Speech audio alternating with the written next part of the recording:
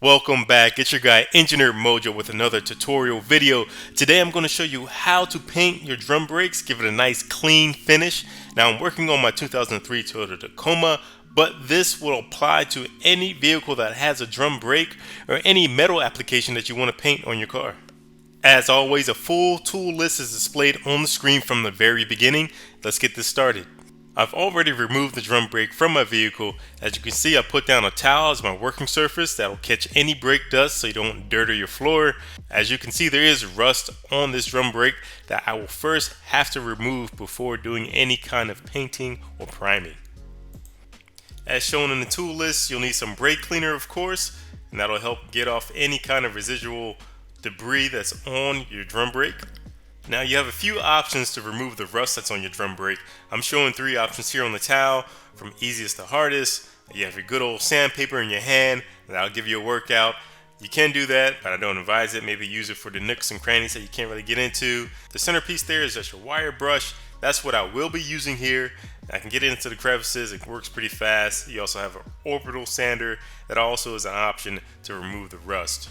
As I mentioned, I will be using the wire brush attached to a drill to go ahead and remove the rust from the drum brake. I like to place the drum brake in some kind of bowl or some kind of capture mechanism so that as I'm knocking the rust off and I go to apply that brake clean, I'm trying to capture at least some of the contaminants so it's not going into my garage, dirtying my floor, or the environment. So make sure you can do your due diligence and how you want to approach that. As you see, I'm using a small oil catch pan, and I'll show you how I apply the brake clean and try to capture at least some of the contaminants. I'll perform this grinding and cleaning maybe 2 or 3 times to knock off most of the rust as much as I can. It won't be perfect, but it'll get enough off that you can get a nice clean surface to adhere the primer and the paint. Once you're able to knock off the rust and it's clean and dry drum brake, now you can apply the primer. I go ahead and notice that I do keep the screw holes where you can use those to actually take off your drum brake. I do keep those screw holes screwed in, that way I'm not painting over those threads and messing that up. So that's a good tip to have when you're doing this. Other than that, follow the instructions on the back of the spray can that you're using. Apply the paint. Usually I do about 2 coats of the primer just to get a nice good coverage. Once the coats of primer is applied and it's dried, go ahead and apply that high heat paint on your drum brakes. I use high heat paint in this application because the brakes get pretty hot. This way you know that your paint will stand up to the environment that it's being subjected to. Go ahead and apply this paint the same as the primer. Follow the instructions on the back of the spray can. Apply a nice even coat.